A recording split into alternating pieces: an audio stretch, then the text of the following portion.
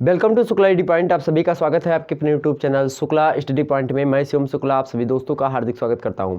दोस्तों, आज की वीडियो में हम बात करेंगे, बहुप्रतीक्षित लेक्चर आपका है अर्थशास्त्र अर्थात इकोनॉमिक्स बीए फर्स्ट ईयर पास की वीडियो में चर्चा होगी। अगर आप बीए सेकंड ईयर से हैं या थर्ड ईयर से हैं तो भी आपको अलग अलग वीडियो के माध्यम से 14 इंपॉर्टेंट टॉपिक्स की वीडियो बनाने का प्रयास करूँगा। थोड़े मेरे जीभ में छाले पड़े इसलिए थोड़ा जो है इस समय निकल नहीं पा रहा है शब्द। बाकी मैं शब्द उच्चारण सही तरीके से करने का बिल्कुल पूर्ण रूप से प्रयास करूंगा। बस आप लोगों को थोड़ा मैनेज करना पड़ेगा। यहाँ पर हो सकता है एक आध शब्द ना निकले क्योंकि जो है जीभ मुड़ नहीं पा रही है सही तरीके से। हालांकि मैं उसको मैनेज करूँगा खुद। और 14 ऐसे महत्वपूर्ण टॉपिक होंगे जो कि पिछले 5 साल से प्रश्न यहीं से पूछे जा रहे हैं। पिछले 5 सालों की बात करें तो प्रश्न पत्रों को उठा करके आप देखेंगे तो लगभग यहीं से आपके प्रश्न पूछे गए हैं। आप किसी भी यूनिवर्सिटी से संबंध रखते हो, चाहे उस यूनिवर्सिटी का पैटर्न आपका ऑब्जेक्टिव टाइप की परीक्षा करवाना हो या फिर इसी प्रकार से आपकी लिखित वाली हो, मतलब कि अतिलघु उत्तरीय, लघु उत्तरीय एवं दीर्घ उत्तरीय श्रृंखला हो, किसी भी प्रकार की परीक्षा हो, बड़े ही आसानी से इस वीडियो को देखने के बाद में आप जो है इन टॉपिक्स को पढ़ने के बाद में उन सभी प्रश्नों को करने के लिए एक प्रकार से तत्पर हो जाएंगे, तैयार हो जाएंगे, सक्षम हो जाएंगे। आइए बात करते हैं आज की वीडियो में होने क्या वाला है। वैसे बता दूं, बीए फर्स्ट ईयर अर्थशास्त्र इकोनॉमिक्स पेपर 1 के बारे में आज की वीडियो में डिस्कस करेंगे। पेपर 1 का नाम है आपका आर्थिक विश्लेषण का सिद्धांत। अगर आपके पेपर का नाम आर्थिक विश्लेषण का सिद्धांत है, बस इन टॉपिक्स को पढ़ लीजिएगा। आपके एग्जाम में मेरे प्यारे दोस्तों, आप हो सकता है अगर अच्छे तरीके से मेहनत कर लिया, लिखावट या फिर और तरीके से आपने टाइम मैनेजमेंट कर लिया परीक्षा में, तो आप टॉप भी कर सकते हैं और 80% के एबव जा सकते हैं आप। तो मेरे प्यारे दोस्तों, इन सभी टॉपिक्स को आपको 2 से 3 बार पढ़ना है और सभी को एक प्रकार से रटना नहीं है। बिल्कुल इस बैग छोड़ दीजिए कि हमको ये सारे टॉपिक को रट लेना है। आपको समझना है, ध्यान रखेंगे, इकोनॉमिक्स को क्या किया जाता है, जिया जाता है एक प्रकार से। इकोनॉमिक्स की दुनिया ही अलग है। इकोनॉमिक्स में जब हम प्रवेश करते हैं तो एक प्रकार से अपने आप को एक अर्थशास्त्री समझ करके हम उसमें प्रवेश करें। ओके, यह बात आपको ध्यान होनी चाहिए। जब भी किसी भी विषय वस्तु को पढ़ने आप बैठिए, किसी भी विषय वस्तु को शुरू करिए, तो कहीं ना कहीं पे आपको उसी विषय वस्तु में रम जाना पड़ता है। जिस प्रकार से मेरे प्यारे दोस्तों, जिस घर में आप बैठे होते हैं और उस घर में अगर मान लेते हैं आपको पानी पीना है, तो उस घर की बड़ाई और उन घर के लोगों की बड़ाई आपको करनी पड़ेगी। तो कहीं ना कहीं पे उस घर की आप जब बड़ाई करेंगे तभी वहां से पानी और चाय मिलेगा आपको। मतलब एक प्रकार से बता रहा हूं, वैसे बाकी मिलते हैं हालांकि। चले, तो आर्थिक विश्लेषण का सिद्धांत, जिसको अंग्रेजी में कहते हैं principles of economic analysis. Analysis को हिंदी में विश्लेषण कहते हैं, प्रिंसिपल्स को सिद्धांत कहते हैं, आपको हम का या काकी के कुछ कहते हैं, इकोनॉमिक को आर्थिक कहते हैं। यह मुद्दे आपके समझ में आ गए। यहाँ पर आज की वीडियो में थोड़ा जो है मैं एक प्रकार से आपको ट्रेलर देने का प्रयास करता हूं। आज के वीडियो के अंतर्गत हम अर्थशास्त्र की अर्थ परिभाषा एवं प्रकृति एवं विषय क्षेत्र को जानते हुए जैसे हम आगे बढ़ते हैं, तुरंत हमारे सामने एक नया टॉपिक आता है, उसका नाम है उपयोगिता। और उपयोगिता को जब हम देखते हैं तो उपयोगिता की परिभाषा सबसे पहले हमको जाननी होती है। किसी भी विषय वस्तु को, किसी भी मुद्दे को, किसी भी टॉपिक्स को पढ़ने से पहले उस टॉपिक के अर्थ को, उस टॉपिक के जो है परिभाषा को, उस टॉपिक के जो है प्रकार से व्यापकता को समझ लेना अति आवश्यक होता है। कहीं ना कहीं पे ये है आपका। उसके बाद में हम उपयोगिता पढ़ते हैं। उपयोगिता की परिभाषा को देखेंगे, उसके बाद में उपयोगिता की आखिरकार क्या क्या विशेषताएं होती हैं, उन विशेषताओं को भी हम समझने का प्रयास करेंगे। तो वो विशेषताएं क्या क्या होती हैं, उन विशेषताओं को देखेंगे। उसके बाद में हम जो है प्रकार देखेंगे, उपयोगिता के कितने प्रकार होते हैं। उसके बाद में उसके नियम देखेंगे, उपयोगिता के नियम भी आए हैं तो उन नियमों को हम समझने का प्रयास करेंगे। ओके, तो हम प्रयास करेंगे। यहाँ पर आगे देखते हैं, अगला टॉपिक आपका आता है जो कि है उपभोक्ता से संबंधित। उपभोक्ता की बचत क्या होती है, उपभोक्ता कौन होते हैं, कंज्यूमर जिसको कहते हैं, हम और आप उपभोक्ता होते हैं, उनके बारे में समझते हुए थोड़ा थोड़ा समझेंगे हम। और उपभोक्ता जो है, उपभोक्ता की जो बचत है उसके महत्व को समझेंगे। आखिरकार एक उपभोक्ता की अगर हम बचत करवा देते हैं, अगर सरकार उपभोक्ताओं को एक प्रकार से जागरूक करके उनके 2 रुपये या 3 रुपये या 10 रुपये बचा देती है, तो आखिरकार उससे क्या महत्व होता है और उसमें कठिनाइयाँ क्या क्या आती हैं। आखिरकार जो पूंजीपति लोग होते हैं, पूंजीपति वर्ग के लोग होते हैं, या फिर जो मेरे प्यारे दोस्तों जो कि एक प्रकार से धंधा करने वाले लोग होते हैं, जो कि एक प्रकार से जो उत्पादक वर्ग होता है, कहीं ना कहीं पे जब उपभोक्ता वर्ग को सरकार के द्वारा कोई ऐसे नियम बना करके उनको जागरूक कर जाता है, मुनाफा कम मिलता है उत्पादक वर्ग को, तब उपभोक्ता वर्ग में, मतलब उपभोक्ता वर्ग की बचत में बहुत सारी कठिनाइयाँ आती हैं और इसको सरकार कहीं ना कहीं पे देखती है, हम लोग भी देखते हैं, हम लोगों के प्रति भी कठिनाइयाँ होती हैं। समझेंगे आगे। तटस्थता वक्र विश्लेषण क्या होता है इसके बारे में जानते हुए इसकी परिभाषा को समझेंगे और इसकी विशेषताओं को जानते हुए आगे बढ़ते हैं। अगला आता है मांग का नियम क्या होता है और मांग की लोच क्या होता है। इससे संबंधित जो ये टॉपिक है ये है, ये है, ये है और ये है, इनसे संबंधित मेरे प्यारे दोस्तों आपके जो है वीडियो सभी उपलब्ध है, आप देख लीजिएगा। ये 5 टॉपिक्स पर वीडियो लगभग 4 वीडियो लगभग 1-1 घंटे की, 1.5 घंटे की हैं, उसमें हमने विस्तार से आपको समझा दिया है। तो उसमें आप समझेंगे एक एक मुद्दे को हमने फोड़ फोड़ करके समझाया है। ये 5 टॉपिक आप वहाँ से पढ़ लीजिएगा। बाकी के टॉपिक भी जल्दी करवाने का प्रयास करूँगा, हो सकता है अभी टाइम नहीं मिल रहा, लेकिन हाँ मैं कोशिश बिल्कुल पूर्ण रूप से कर रहा हूँ। नेक्स्ट है आपका, आगे बढ़ेंगे, उत्पादन को देखेंगे। उत्पादन फलन क्या होता है इसको समझते हुए उसके नियमों को हम आगे समझेंगे और कारकों का संगठन, आखिरकार उत्पादन के कारकों का संगठन किस प्रकार से और पैमाने का प्रतिफल क्या होता है इसके बारे में जानेंगे। आगे है लागत की प्रकृति क्या होती है, वर्गीकरण उसका हम कैसे करते हैं उसको देखेंगे। लागत क्या होती है, लागत मूल्य क्या होता है, बाजार क्या होता है, बाजार की परिभाषा क्या होती है, बाजार का अर्थ क्या होता है मेरे प्यारे दोस्तों, और विशेषताएं बाजार की क्या होती है, बाजार को प्रभावित करने वाले जो घटक होते हैं वह आखिरकार कौन कौन से घटक होते हैं इनको भी जानेंगे। इसी के साथ ही साथ नेक्स्ट आपका चैप्टर आता है, मतलब नेक्स्ट जो टॉपिक होता है मूल्य निर्धारण कैसे हम करते हैं। किसी चीज़ का मूल्य निर्धारण हमको करना हुआ तो हम किस प्रकार से करते हैं, और मूल्य मतलब उसके घटक, मूल्य निर्धारण एवं मूल्य निर्धारण करने के जो घटक होते हैं उन सभी को समझने का हम प्रयास करेंगे। आगे आते जैसे कि हम इतने टॉपिक्स को पढ़ते हैं, नेक्स्ट आपका टॉपिक इंपॉर्टेंट में आता है आर्थिक प्रणाली क्या होती है। इसको समझने के बाद ना संसाधन आवंटन की समस्या क्या होती है, वितरण के क्या सिद्धांत होते हैं और ब्याज के सिद्धांत क्या होते हैं, ब्याज के सिद्धांत और उसके अंदर लाभ के सिद्धांत। तो ये थे आपके 14 इंपॉर्टेंट टॉपिक जो कि लगातार परीक्षा में यहाँ से प्रश्न पूछे जा रहे हैं। ऑब्जेक्टिव वालों आप भी सुनिएगा, आपके लिए जो है हमने 2018 के प्रश्न पत्र को 2019 के प्रश्न पत्र को सॉल्व करवा दिया है, उसको देख लेंगे। 2020 के प्रश्न पत्र की जल्द ही कॉपी आपके सामने मैं प्रस्तुत कर दूंगा। अधिकतर यूनिवर्सिटी जिस यूनिवर्सिटी में पूछे गए हैं उन सभी से हमने कलेक्शन किया उन सभी प्रश्नों को, और सारे के सारे प्रश्न किसी दिन आपके जो है समक्ष वीडियो अपलोड कर दूंगा, तो उसको देख लीजिए। बड़े आसानी से आपके ऑब्जेक्टिव तैयार हो जाएंगे। और ये टॉपिक्स आप पढ़ लीजिएगा अगर आप बुक्स लिए हैं, अगर बुक्स में नहीं मिल रहे तो आप जो सीरीज लिए हैं उनमें अगर मिल रहे हैं या फिर कहीं से भी मिल रहे हैं तो आप इन टॉपिक्स को पढ़ने का प्रयास करेंगे। वैसे 5 टॉपिक पर वीडियो हमने विस्तार से समझा दिया। इसको मांग की लोच क्या होती है, मांग का नियम क्या होता है, इसको हमने इतने विस्तार समझाया है कि आखिरकार आप जो वक्र वगैरह जो बना करके हमने समझाया, कब ग्राफ ऊपर जाएगा कब नीचे आएगा, उसको हमने विस्तार समझा दिया है। कहीं से कुछ और पढ़ने की आवश्यकता नहीं मेरे प्यारे दोस्तों, बस उन 5 टॉपिक को देख लेंगे तो उन 5 टॉपिक से पूछे जाने वाले समस्त प्रश्न उसी में हमने समाहित कर दिए। साथ ही साथ उन्हीं जो है वीडियो के अंतर्गत हमने ऑब्जेक्टिव प्रश्नों को भी समाहित करने का प्रयास किया है। तो उसमें कुछ जो इंपॉर्टेंट उस टॉपिक से पर्सनल पर्टिकुलर थे उनको भी उसी में हमने समाहित कर दिया, तो उसको भी देख करके आप जो है लिखित वालों और जो है एक प्रकार से ऑब्जेक्टिव वालों दोनों एक प्रकार से अपनी तैयारी सुचारू रूप से कर सकते हैं। तो अगर आपको बीए में अच्छे नंबर लाने तो अभी हमारे चैनल को सब्सक्राइब कर सकते हैं, क्योंकि यहाँ पर टेस्ट वगैरह भी लिए आते हैं, लाइव क्लासेस भी होती है आपकी। और इसी प्रकार से मेरे प्यारे दोस्तों आपके जो इंपॉर्टेंट टॉपिक्स होते हैं परीक्षा के अंतिम चरण में जब आपको पढ़ना होता है कि क्या टॉपिक पढ़े, तो मैं आपके समक्ष हाजिर हो जाता हूँ लेकर के क्या होनी चाहिए पेपर की रणनीति, इस पर भी वीडियो में बनाऊंगा। आखिरकार पेपर देने से पहले आपकी मानसिकता कैसी होनी चाहिए, आपका एक प्रकार से फिजिकल इन्वायरमेंट कैसा होना चाहिए, इस मुद्दे पर भी हम चर्चा करेंगे। ओके, यहाँ पर बात करते हैं। अगला पहला प्रश्न है अर्थशास्त्र। अर्थशास्त्र का अर्थ क्या होता है। अर्थशास्त्र एक प्रकार से इकोनोमिया या फिर एक प्रकार इकोनोमास, 2 शब्दों से मिलकर के बना इकोस और नोमास, इन सभी को हमने समझा दिया पहले चैप्टर के अंदर, उसको देख लेंगे। इसका अर्थ क्या होता है, परिभाषा विद्वानों ने बहुत प्रकार से दी है। एक प्रकार से इसको गृहिणी का कार्य कहा जाता है, मतलब कि गृह प्रबंधन कहा जाता है इकोनॉमिक्स को। जिस प्रकार से एक गृहिणी को मान लेते हैं 100 रुपये हमने दिए और कहा कि 100 रुपये में या 1 लीटर हम मान लेते हैं, 1 लीटर हमने तेल ला करके एक गृहिणी को दिया और कहा कि जो है गृहिणी जी आपको इसी में मतलब इसी 1 लीटर तेल में आपको 1 महीने चलाने हैं। अब उसी 1 लीटर तेल में उस गृहिणी को, उस औरत को तड़का भी देना है सब्जी का, उसी में जो है दाल को भी जो है उसको तड़का देना है। इसी प्रकार से उसको उसी तेल से पराठे भी बनाने हैं और उसी तेल को सर पे भी बच्चे अगर तबीयत खराब होती तो उसके रखना है। तो ठीक उसी प्रकार जिस प्रकार से मात्र 1 लीटर तेल में और उसको चलाना 1 महीने है, तो पति बोलता है कि 1 महीने तुमको इतने तेल चलाने, बाकी मेरे पास पैसे नहीं है उतने लाने के लिए।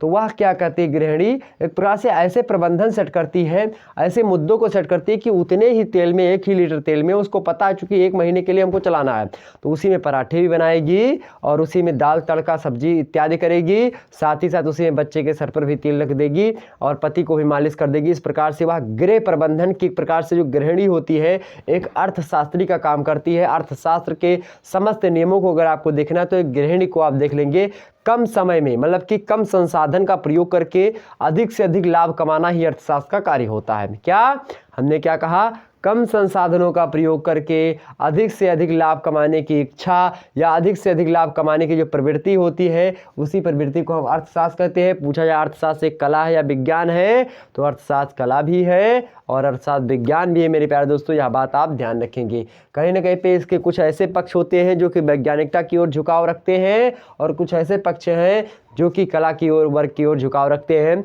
दोनों है इसकी प्रकृति में, यह आप बता सकते हैं। परिभाषा बड़े आसानी से विभिन्न विद्वानों ने दी है, उसको हमने समझा दिया, उसको देख लेंगे आप।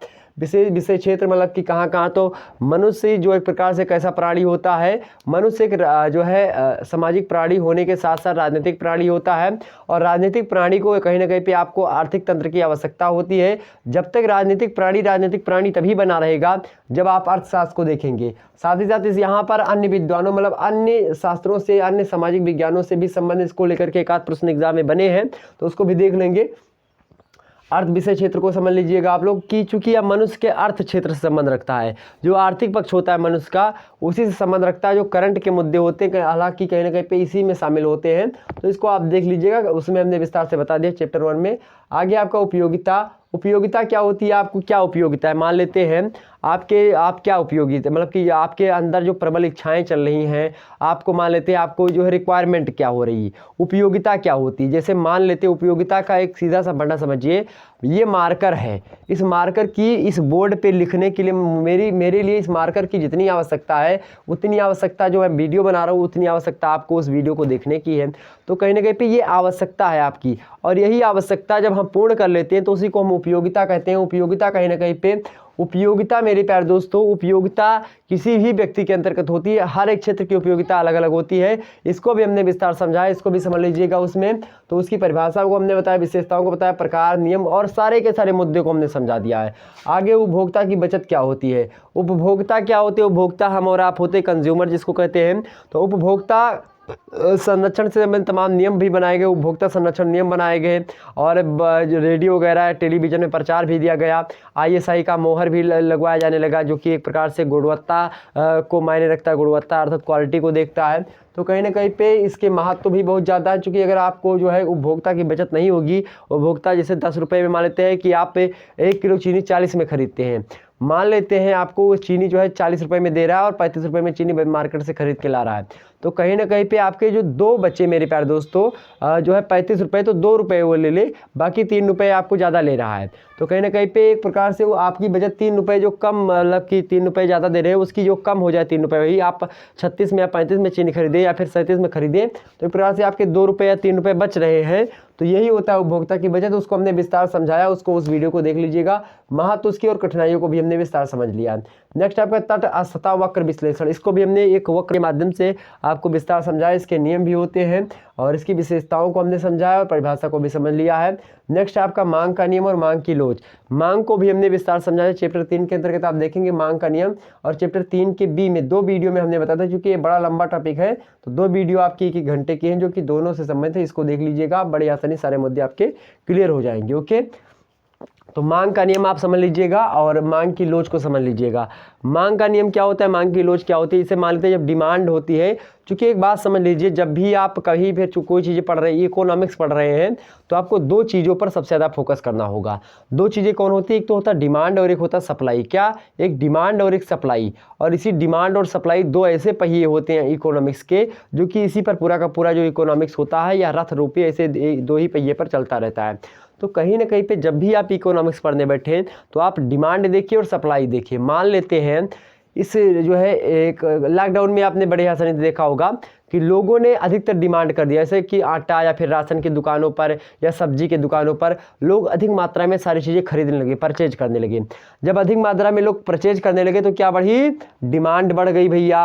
अब जब डिमांड बढ़ गई किसी वस्तु की तो भैया मान लेते 10 मार्कर बिक रहा था मार्केट में और 10 मार्कर की डिमांड जो है बढ़ गई। 1 महीने में लोग 5 मार्कर खरीद रहे थे। किसी मार्केट में 10 मार्कर जो है 1 महीने में बिक रहे थे। उस मार्केट में एक समय ऐसा आता जब यही 10 मार्केट जो मार्कर है मार्केट में 10 के 10 बिक रहे हैं 1 महीने में। तो कहीं ना कहीं पे जब मार्केट में लोग खरीद रख कर रहे थे 10 जो है 5 मार्केट सोचते बिक जाएगा, 5 रखा रहेगा, तो मार्केट जो है 20 रुपये या 30 रुपये में ही मिल जाते थे। लेकिन हुआ क्या, आप 10 के 10 मारकर बिक रहे हैं।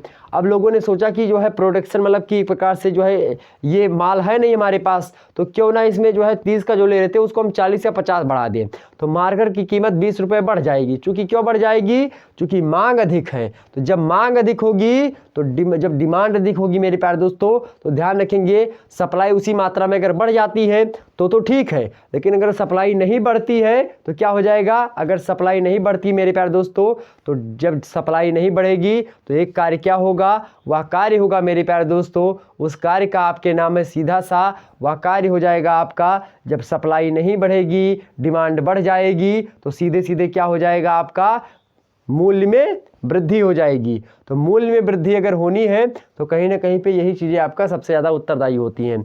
आगे समझने का थोड़ा सा और प्रयास करते हैं।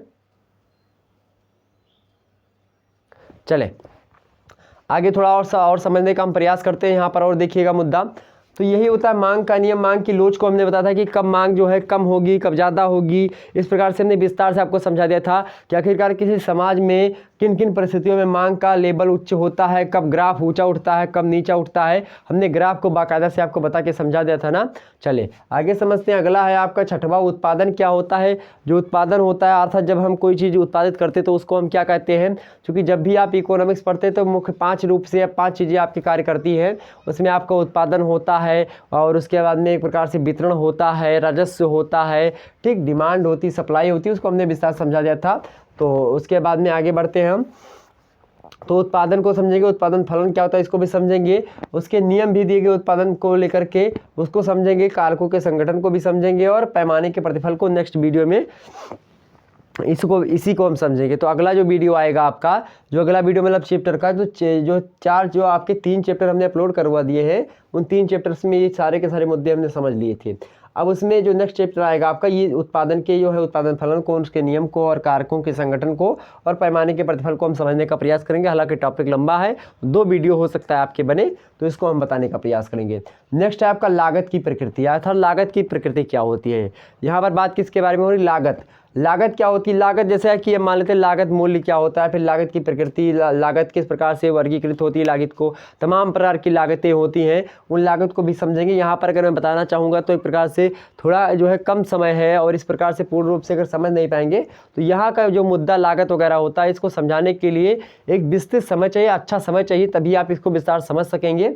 उसको हम बताने का प्रयास करेंगे जब वीडियो आपकी आते रहेगी। ओके, आगे है आपका बाजार। बाजार के भी समझते प्रकार से बड़ी विषय वस्तु है, व्यापक शब्दावली है बाजार। तमाम प्रकार के बाजार होते हैं, उन सभी बाज़ारों को भी समझने का प्रयास करेंगे। बाजार की परिभाषा को देखेंगे, उसकी विशेषताओं को देखेंगे और बाजार को आखिरकार कौन कौन से तत्व प्रभावित करते हैं उसको देखेंगे। जैसे बाजार को बहुत सारे तत्व प्रभावित करते हैं, जैसे मान लेते हैं बाजार कोई मतलब कि बाजार एक प्रकार से बाजार में मनुष्य रह रहे हैं कि नहीं रह रहे हैं, इसी प्रकार से बाजार के जो है बीच से या फिर बाजार के एक प्रकार से बाजार के बीच से कोई जो है आवागमन का साधन मतलब कि एक प्रकार यातायात के साधन उपलब्ध है, या बाजार के आसपास कोई फैक्ट्री वगैरह है, या इसी प्रकार से कोई नदी वगैरह है, या इसी प्रकार से भौगोलिक स्ट्रक्चर भी ठीक ठाक है कि नहीं है, वहाँ तक लोगों को एक प्रकार से जो है नेटवर्क वगैरह की सुविधा, संचार सुविधा है कि नहीं है।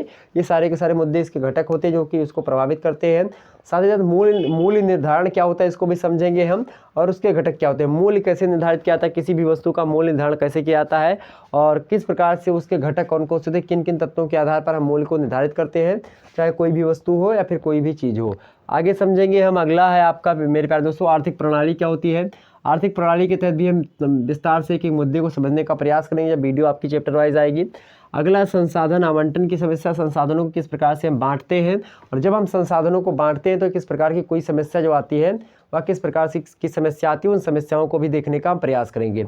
आगे समझते हैं वितरण क्या होता है। वितरण के नियम को, वितरण एक प्रकार से हमने बता दिया था, वितरण और उसके बाद में संसाधन और एक प्रकार से हमने जो है एक प्रकार से विनिमय, इन सभी मुद्दों को हमने इस वीडियो में विस्तार समझा दिया था। वितरण क्या होता है, विनिमय क्या होता है, पहले चैप्टर में हमने विस्तार से आपको बता दिया था। तो उसमें वितरण के सिद्धांत कुछ दिए गए विद्वानों के द्वारा, उन सिद्धांतों को समझेंगे और ब्याज के सिद्धांतों को समझेंगे और लाभ के सिद्धांतों को समझेंगे। लाभ का सिद्धांत क्या होता है, लाभ किसे कहते हैं, लाभ की परिभाषा क्या होती है, ब्याज कब मिलता है हमको, आखिरकार लाभ और ब्याज में क्या डिफरेंस होता है, व्हाट इज डिफरेंस बिटवीन ब्याज एंड लाभ, देखेंगे इसको हम कि प्रॉफिट और जो है ब्याज में क्या डिफरेंस होता है। ठीक, ध्यान रखेंगे रेट, तो रेट में और उसके बाद में जो है एक प्रकार से परसेंटेज, मतलब कि लाभ को हम क्या कहते हैं अंग्रेजी में, लाभ को हम प्रॉफिट कहते हैं। तो प्रॉफिट और उसके बाद में जो ब्याज को हम क्या कहते हैं मेरे प्यारे दोस्तों, ब्याज को आप रेट कहते हैं। ठीक, तो इन दोनों में अंतर देखेंगे हम। इस प्रकार से सारे के सारे मुद्दे हम समझने का प्रयास करेंगे। आप लोग भी एक काम करिएगा, आर्थिक इन सभी जो है चैप्टर्स को अपने जो है बुक्स वगैरह में जो कुछ भी आपके पास अवेलेबल है उसमें ढूंढिएगा। अगर ये चैप्टर्स मिल जाते तो इनको पढ़ लीजिएगा, बहुत ही महत्वपूर्ण है मेरे प्यारे दोस्तों, मोस्ट इंपॉर्टेंट है, ध्यान रखेंगे। लोग वेरी बोलते हैं लेकिन मैं मोस्ट बोलता हूँ क्योंकि यह बहुत ज़्यादा महत्वपूर्ण है। और ऐसे ही आपने देखा होगा सोशियोलॉजी हो गया, इसी प्रकार से आपने देखा होगा जो है शिक्षा शास्त्र हो गया, इसी प्रकार से आपने देखा होगा हिंदी साहित्य, इसी प्रकार से आपने देखा होगा मनोविज्ञान, इसी प्रकार से आपने देखा होगा मेरे प्यारे दोस्तों ज्योग्राफी, इसी प्रकार से अन्य विषय वस्तु जितने भी आपके पाठ्यक्रम में, इसी प्रकार से आपने पॉलिटिकल साइंस को देखा होगा। तो कोई भी विषय वस्तु हो आप बड़ी आसानी से हमारे चैनल से जुड़ करके अच्छी से अच्छी तैयारी कर सकते हैं और अपनी एक प्रकार से सुविधा, मतलब कि अपनी जानकारी को एक विस्तृत फॉर्म में आगे बढ़ा सकते हैं। और बीए में जो एक प्रकार से बीए की क्षेत्र में अगर बात करूं तो एक नवीनता लानी है, नवाचार लाना है हम लोगों को। तो आइए चले मिला के हाथ, महत्वपूर्ण प्रश्नों के साथ, महत्वपूर्ण टॉपिक्स के साथ मिलेंगे मेरे प्यारे दोस्तों हम नेक्स्ट वीडियो में। तब तक के लिए मैं चाहूँगा यही कि आप लोग वीडियो को अगर जो है अच्छी लगी तो वीडियो को लाइक कर दीजिएगा। चैनल पर अगर जो है प्रकार से इसी प्रकार से और वीडियो चाहते हैं तो सब्सक्राइब कर दीजिएगा, बेल आइकन को भी प्रेस कर दीजिएगा ताकि आपके पास नोटिफिकेशन जाता रहे, क्योंकि नोटिफिकेशन ही सबसे महत्वपूर्ण होता है। सब्सक्राइब का सीधा सा मतलब नोटिफिकेशन ही होता है। ओके, तो आप लोग बड़े ही आसानी से सारे मुद्दे को जो है हमने विस्तार से समझाया तो नहीं है, लेकिन हाँ जो चैप्टर्स होते हैं ना, आपने देखा होगा चैप्टर्स में हमने विस्तार से आपको समझाया है सारे के सारे बाकायदे मुद्दे को, तो उसको आप देख लेंगे तो बड़े आसानी से आपको पता लग जाएगा कि हाँ किस प्रकार समझाते हैं। आपकी अपनी भाषा में समझाता हूँ, देहाती भाषा में समझाता हूँ, मैं भी देहाती हूँ, और आप चाहे शहरी हैं चाहे देहाती हैं तो सारे लोग समझ पाएंगे। आप शहर से भी बिलोंग करते तो भी हमारी वीडियो से आप लाभान्वित होंगे, समझ सकते हैं, और गाँव से होंगे तो भी। तो कोई भी छात्र एवं छात्राएं हो, बड़ी आसानी से मेरे भाई बंधु आप अच्छे से अच्छी तैयारी कर सकते हैं। मिलेंगे हम नेक्स्ट वीडियो में, तब तक के लिए जय हिंद, जय भारत।